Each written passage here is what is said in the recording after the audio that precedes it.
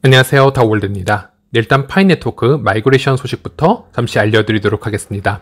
오늘 마이그레이션 데이터를 보면 여러 긍정적인 요소들이 많이 보여지고 있습니다. 제일 먼저 영상을 만드는 시간 기준으로 7시간 전에 코어팀 지갑, GBQQ 지갑에서 GABT 지갑으로 5천만 개의 파이 코인이 다시 이동을 하였습니다. 그래서 이번 달 2월이 아직 끝나지 않았지만 총 1억 5천만 개의 파이 코인이 GABT 지갑으로 누적이 되어서 이동을 하였다, 이렇게 말씀드릴 수 있겠고요. 이것은 지난 1월과도 같은 양이라고 보시면 되겠습니다. 이 양에 비례해서 그 기간 동안 이 마이그레이션 양이 비율적으로 높아진다라고 제가 말씀을 드렸고, 그래서 정리를 다시 해보자면 2월 초반에는 마이그레이션 작업이 많이 부진하였지만은 최근 들어서 2월 말에 들어서 다시 마이그레이션의 속도를 내고 있다, 이렇게 긍정적인 분석을 해볼 수 있겠고요. 어제만 하더라도 하루에 약 27,000개의 파일 지갑이 마이그레이션에 성공을 하였고, 최근 들어 6일 이상 연속적으로 25,000건 이상이 마이그레이션이 되었기 때문에 나쁘지 않은 속도를 보여주고 있다, 이렇게 말씀을 드릴 수 있겠고, 앞으로 얼마나 더 이 페이스가 유지가 될지 살펴보는 것이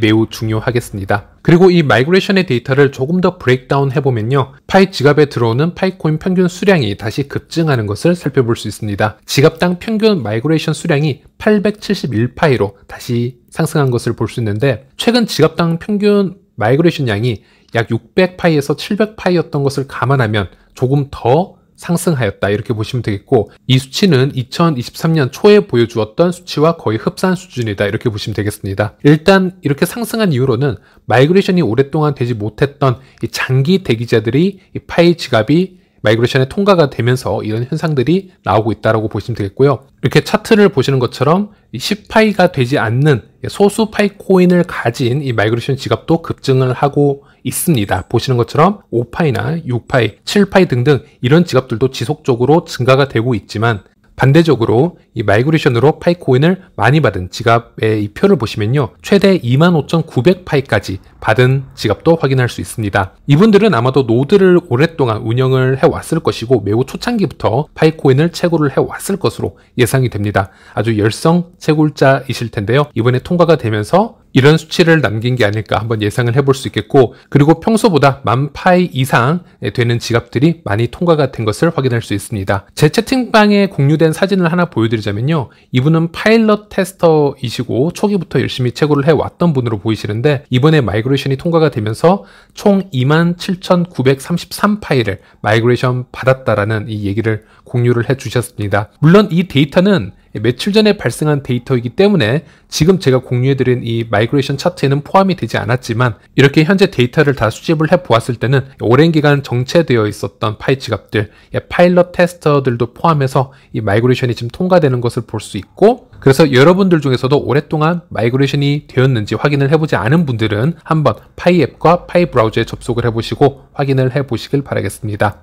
네, 그리고 이번 영상에서는 제가 댓글을 통해서 이 파이코인과 월드코인에 대한 얘기를 한번 제가 말씀을 드리도록 하겠습니다. 한 분께서 파이코인과 월드코인 비교 동영상을 하나 만들어주세요 라고 말씀을 해주셨고요. 사실 요즘 월드코인이 너무 핫한 코인 중 하나이기 때문에 이 크립토 필드에 있는 분들이라면 관심을 안 가질 수가 없습니다. 그리고 우리가 이 암호화폐에 관심을 가지는 가장 큰 이유 중 하나가 바로 돈을 벌기 위해서죠. 바로 큰 수익을 벌기 위해서 이 암호화폐에 지금 뛰어들고 있는 건데요. 그런 점에서 월드코인을 작년 기준으로 한번 생각을 해보시면, 거래소 상장 후에 미디어에서 여러 퍼드가 퍼져나가고, 이 규제 관련, 개인정보보호법 관련해서 월드코인 관련 여러 문제가 제기가 되고, 특히나 무료로 나눠주는 이 코인이기 때문에 가치가 상승하는 데에는 한계가 명확하게 존재할 것이다, 이런 전문가들의 분석이 주를 이루었던 때가 있었습니다. 하지만 그 바닥 시점에서 매수를 하신 분들이 결국 지금 큰 수익을 얻으셨을 거라고 생각을 하고요. 일단 그분들에게 축하드린다라는 말씀 드리고 싶습니다. 그리고 제 채널에 들어가면 재생 목록이라는 게 있는데요, 이 재생 목록을 클릭하면 이 월드코인 관련 영상들이 꽤 많이 존재합니다. 이곳이 이제 파이코인과 월드코인을 비교하는 영상들도 제가 여러 차례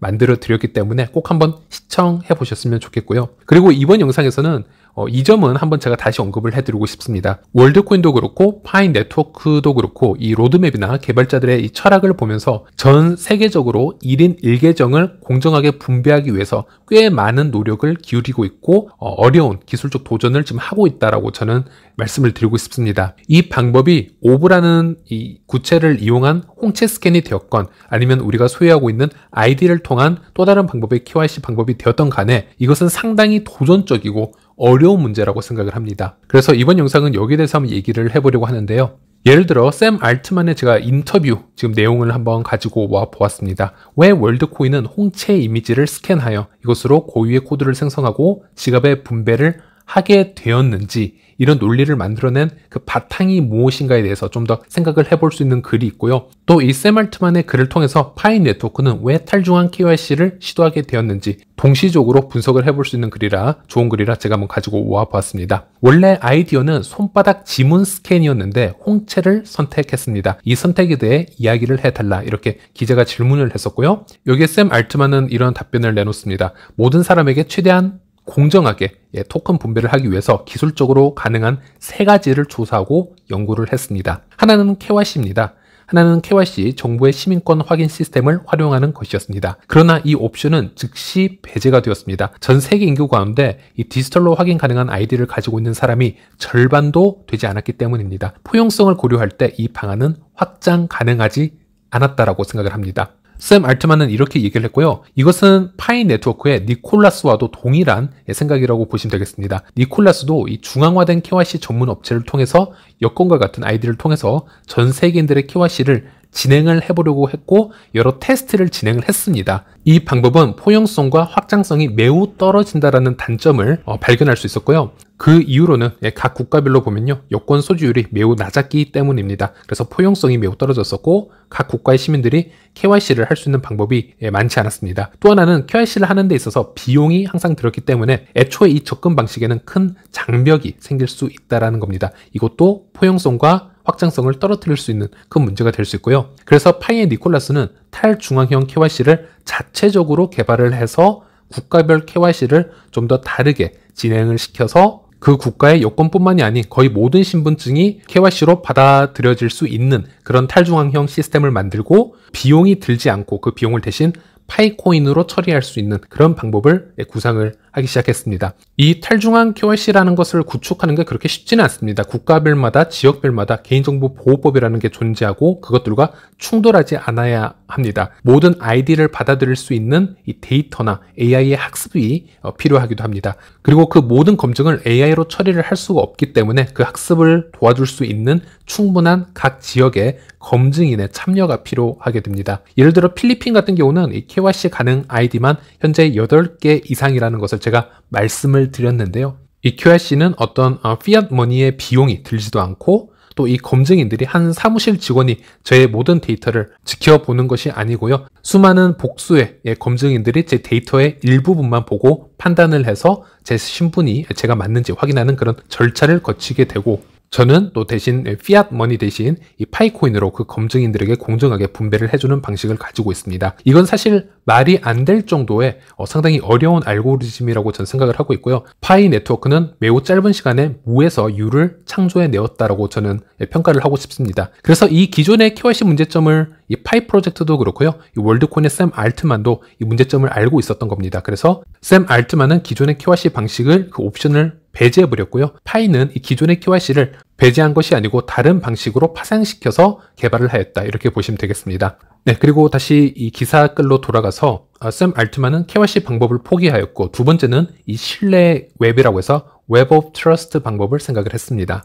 이것도 쉽게 설명을 해드리자면 탈중앙 KYC와 개념이 맞닿는 부분이 많다라고 보시면 됩니다. 영지식 증명을 통해서 개인의 신분을 중앙기관의 개입 없이 증명하고 활용하는 방안을 얘기하는 것인데요. 최근 들어서 이런 Decentralized Identifier라고 하는 증명 방식을 연구하는 블록체인들이 상당히 많이 나오고 있습니다. 하지만 현재 대규모 유저 집단을 이런 방식으로 성공시킨 사례가 존재하는 것은 아니고요. 이 대규모 유저를 어떻게 신속하게 증명할지에 대한 확장성에 대한 솔루션도 아직 정확하게 나온 것이 없습니다. 그래서 샘 알트만은 미래에는 여기에 대해서 연구를 해볼 가치가 있지만 현재로서는 확장성이 떨어지기 때문에 이것도 후보군에서 탈락시켰다, 이렇게 얘기를 하고 있습니다. 이것은 제가 파이 네트워크를 가치 있는 프로젝트다, 네트워크다라고 말씀드리는 이유 중 하나인데요. 이 확장성 문제를 해결한 니콜라스의 인터뷰를 잠시 공유를 해드리자면 So we are, Wow. yeah, and we're having this KYC solution. We needed to build it in-house for multiple reasons.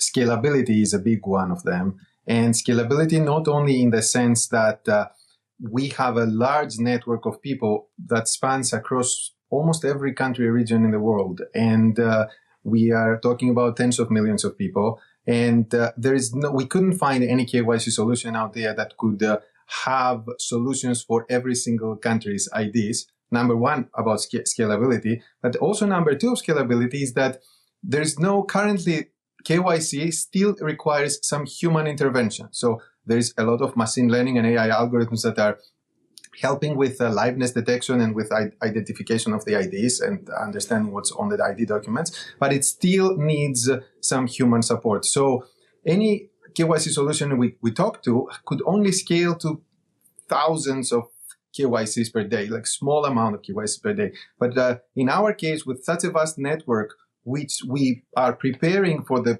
next billion users, it couldn't scale with just the thousands per day. So, for example, we did our first million KYCs in a single month. So that wouldn't be possible. And there were almost 500,000 people involved in the process of verifying the first million or 2 million people who KYC'd. So that's a tremendously large number. 참고로 이 개발 기간을 기준 잡았을 때 월드코인과 파이코인의 이 개발 기간이나 1인 1계정을 시작한 시점이 거의 흡사한 것을 저희들이 볼 수 있는데요. 결과값으로만 제가 판단을 해보았을 때 어느 프로젝트가 더 다양한 지역, 국가군에서 1인 1계정을 지금 통과시키고 있는지 한번 확인해 보시면 답이 나올 거라고 봅니다. 월드코인 역시 대단한 프로젝트라고 할 수 있죠. 기존에 존재하지 않았던 시스템으로 이런 결과값을 만들어내었다는 건 확장성 부분에서 정말 대단한 업적이라고 생각하고 있습니다. 그런데 파이는요, 이 수치적으로 이것을 더 뛰어넘는 대단한 확장성의 아웃풋을 만들어내었고 현재 더 큰 잠재력을 가지고 있다고 봅니다. 월드코인은 제가 있는 필리핀에서 현재 진행을 전혀 하고 있지 못하고 있습니다. 오로지 거래소 매수만 지금 가능한 상태이고요. 또 샘 알트만의 이 모국인 미국에서조차 지금 홍채 1인 1계정 스캔을 하고 있지 못한 상태인데요. 이에 반해서 파이는 200개 이상 국가에서 동시적으로 이 탈중앙 KYC를 진행을 하고 있고 마이그레이션을 진행을 하고 있습니다. 그래서 마이그레이션 수치만 보더라도 이미 월드코인을 좀 넘어선 것을 볼 수 있고 KYC 통과자들은 이 2배에 지금 달하는 것으로 지금 확인이 되고 있습니다. 그래서 현재 이 파이 KYC나 마이그레이션에 대해서 상당히 많은 분들이 답답해 하시는 것은 사실입니다. 저도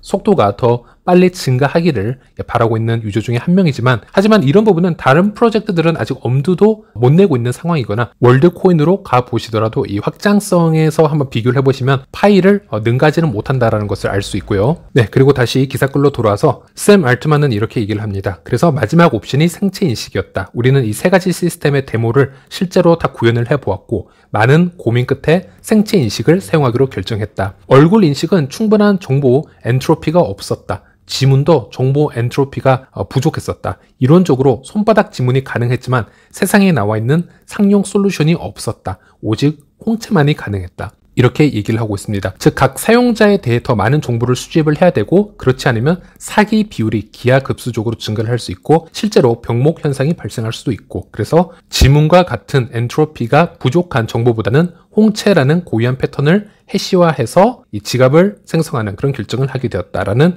얘기를 하고 있습니다. 네, 그래서 이렇게 기사를 보셨다시피 이런 개발자들의 고뇌와 철학 등을 저는 상당히 유심히 관찰을 해보는 편이고 이런 개발자들의 철학들이 개발 과정에서 지속적으로 증명이 되고 있는지 저는 이제 그런 부분을 확인을 많이 하는 편인데요. 이 월드코인과 파이 프로젝트들은 두 개의 각계의 프로젝트들은 다른 방식을 선택을 하였고 앞으로 어떻게 흘러갔는지에 대해서는 더 팔로우업을 해보면 흥미로울 듯 합니다. 물론 이것은 너무 많은 다른 요소들 중에 하나일 뿐입니다. 월드코인은 태생부터 큰 투자를 진행을 해왔던 유니콘 기업에서 이 프로젝트가 시작이 되었고요. 이 월드코인 물량의 다수가 알라메다 리서치와 같은 대형 VC에 집중이 되어 있습니다. 이것은 분명 장단점이 있습니다. 그리고 파이는 ICO나 프리세일 등을 진행하지 않았고 순수 커뮤니티의 힘으로 지금 생태계를 만들어가는 타입입니다. 완전히 반대되는 타입이고요. 그리고 월드코인은 자체 생태계나 메인넷은 존재하지 않습니다.